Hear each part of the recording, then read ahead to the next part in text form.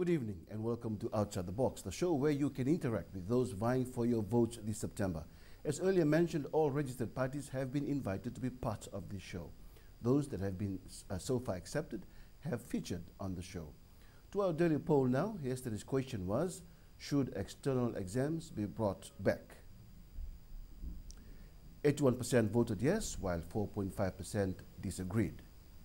Today's question is, should the current retirement age of 55 years be revised? Text your answer, a simple yes or no to 3592. The poll is open to Vodafone, Digicel and Ink users. Charges apply. Last week we had him talking about VAT from the Fiji First rally in Serua. Tonight he joins us in studio. Dr. Mahendra Reddy, welcome to the show. Good evening to you and to the listeners. Who would have thought that you will be in politics today?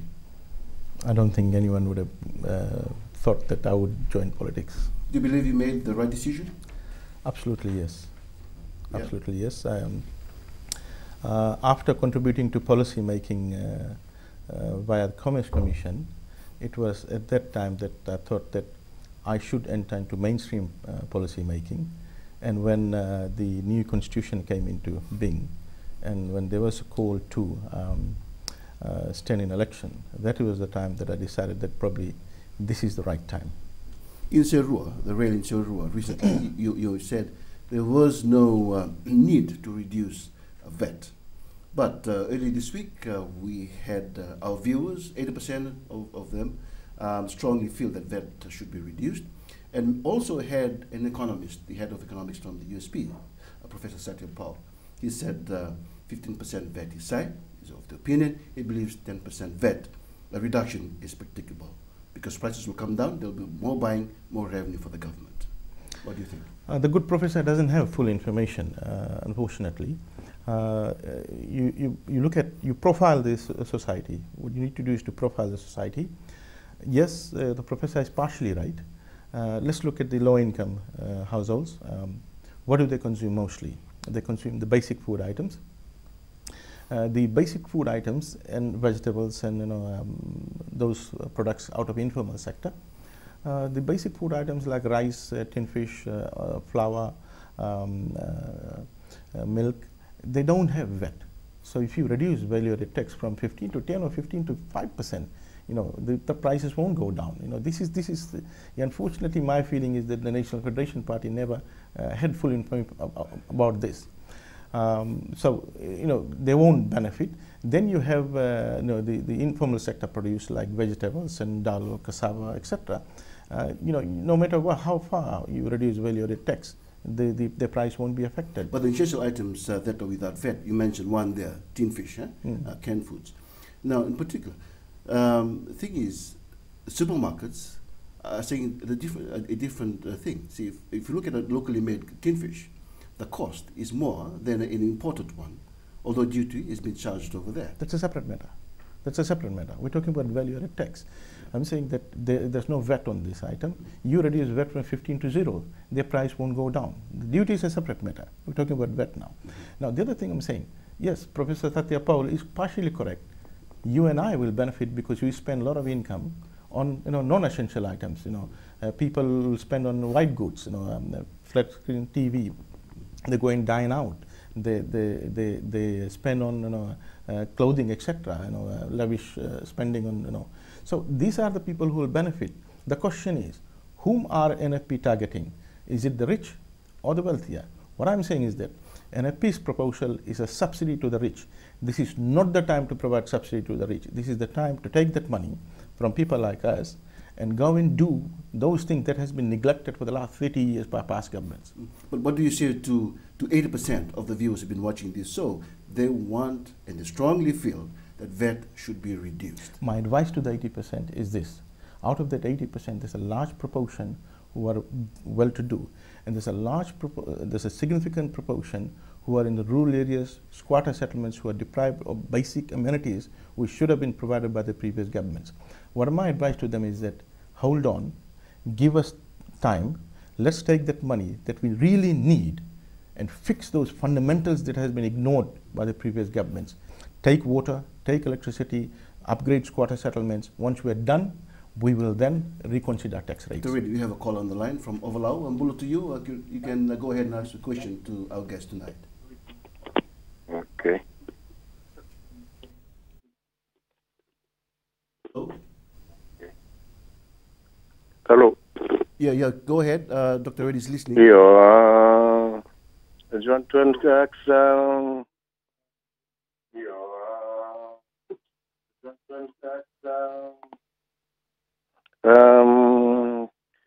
PDP and SDAP have been criticizing by the Marama government.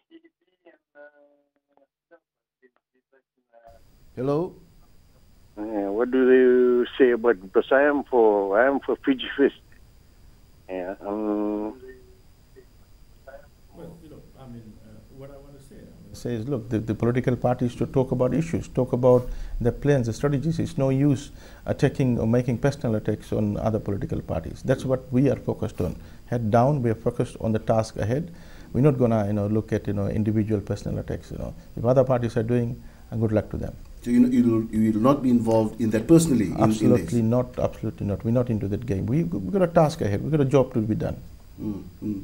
Now, just on VAT, the price controlled items by Commerce Commission. So, for example, a can meat before VAT is added on, it costs about $3.59. We add 15%, becomes $4 something, and then 7% onto that, which is your ceiling. Controlled price. It further, takes the price further, and then does it mean that doesn't the consumer pay twice, pay VAT and another 7% increase profit to? No, the margin, the markup is what the seller, the business gets. So they can't sell it at cost. There's no cost about double dipping. There's no double dipping? No, absolutely not. Okay. Thank you, Dr. Mahendra. And joining us next is Atunaisa Delai from the People's Democratic Party.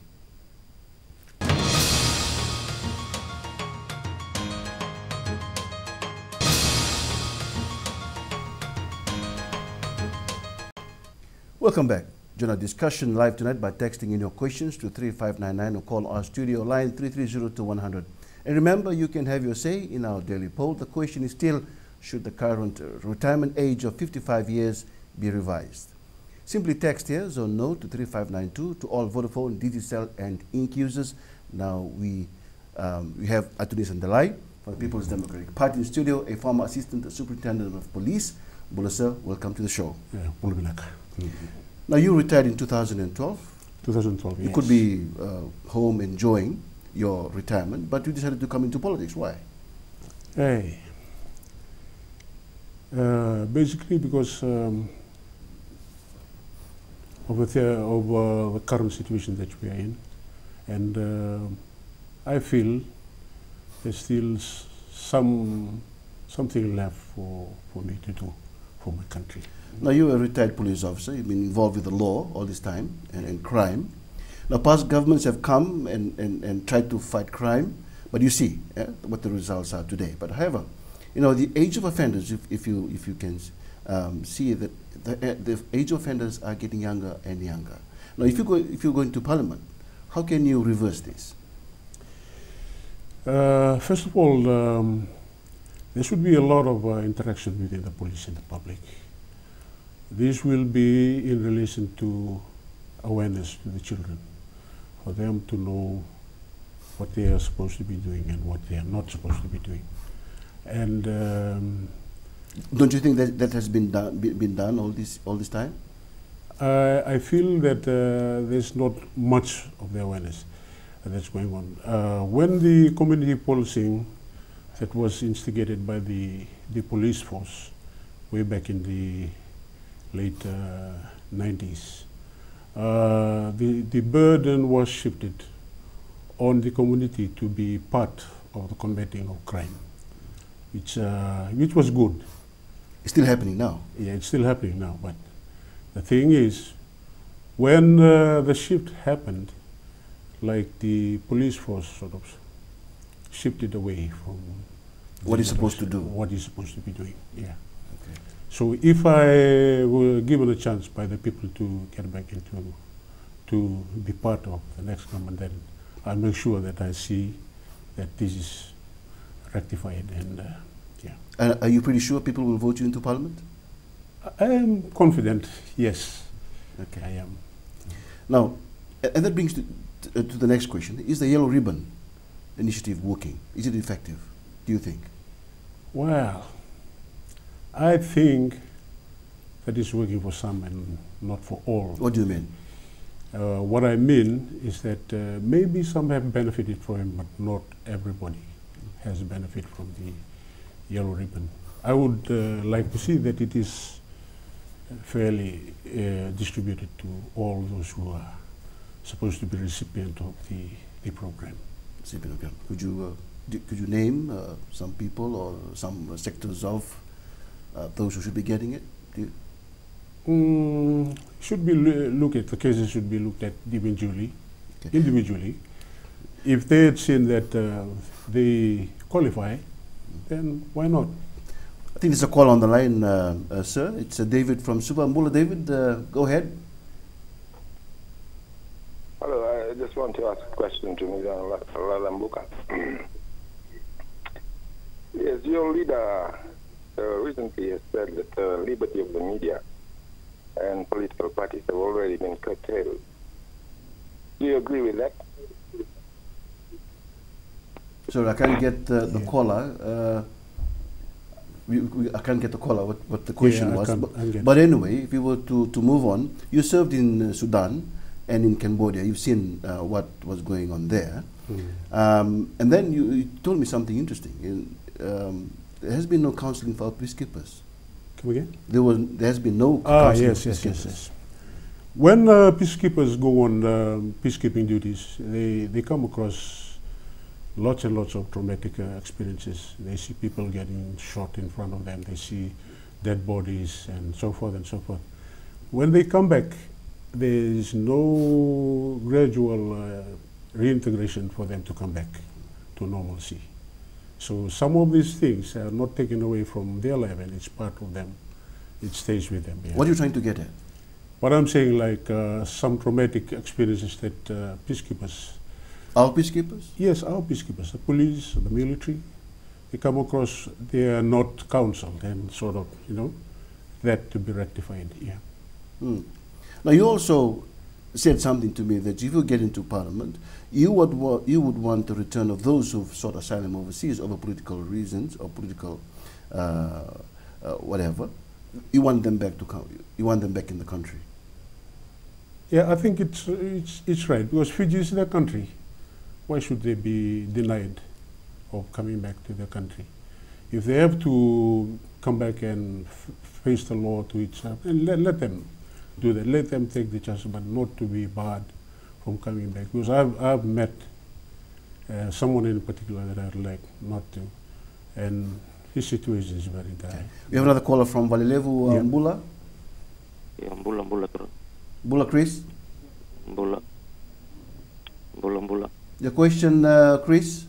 I understand Mr. Delai has spent about 35 years in the police force. Yes, go ahead. Is that your question? Yeah. What is his view on the appointment of an expatriate as the Commissioner of Police? Oh. The question is, what do you think of the appointment of an expatriate Commissioner of Police? Expatriate commissioners of police, they have their own way of doing policing. I think with Fiji we need a local commissioner who knows the culture, the multicultural people that we have, and how to deal with certain situations that come up. So you don't disagree with the appointment of a Commissioner of Police from overseas? I disagree. You disagree? Yeah. Okay. Yeah. After the break, we speak to Usaia Moli, one of the new faces from the National Federation Party.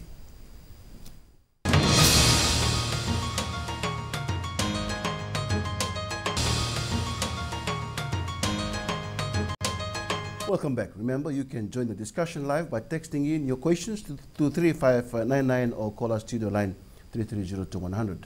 Usaia Moli, a youth advocate from the National Federation Party, now joins us. Welcome to the show. Now, People out there watching us tonight will be asking, a young man like you, why would you want to go into politics?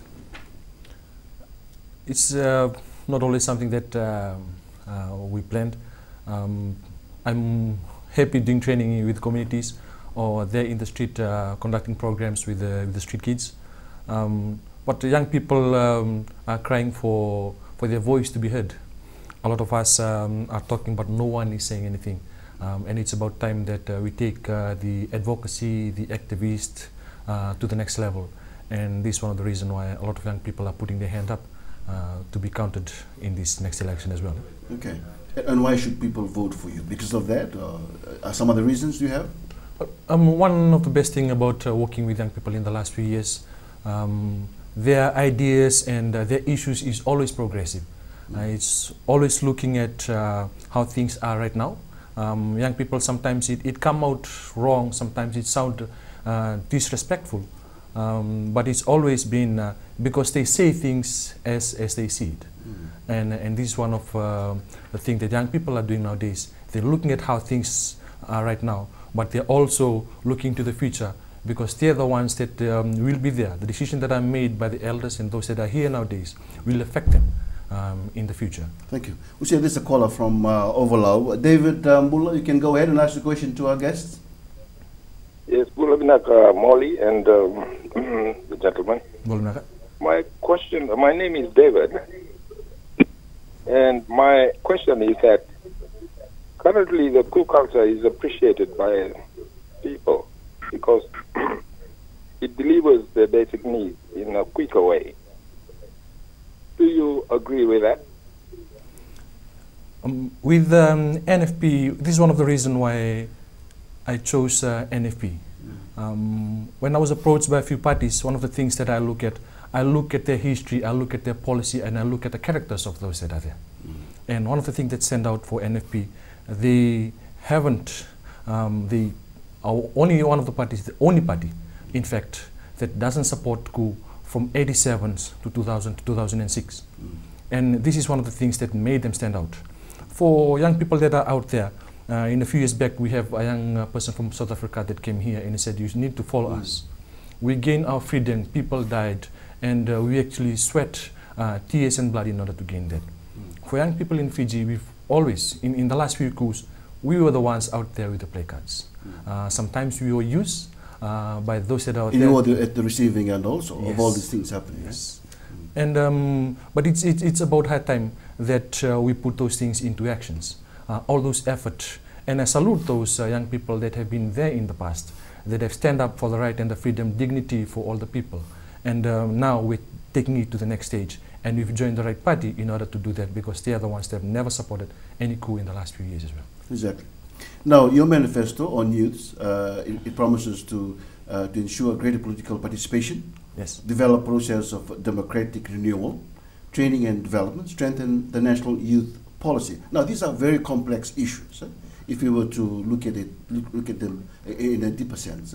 How can you get this working if you were to be appointed into Parliament?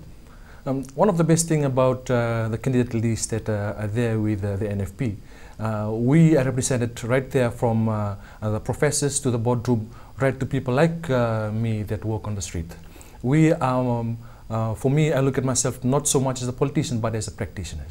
I'll be able to bridge those gaps on things that happen on the ground and things that actually need to be taken, the ideas that need to go into Parliament and need to be actions.